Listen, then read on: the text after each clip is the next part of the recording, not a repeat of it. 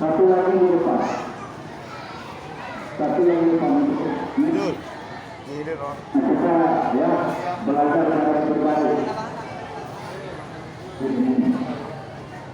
Sambung di belakangnya. Sambung, jangan dorong-dorong. Lagi sambung, biar enggak.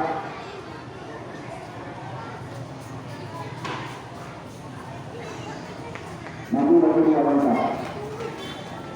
Lagi. Coba lihat. Jom lihat belakang dulu satu. Sudah ada ya. Sudah ada namanya.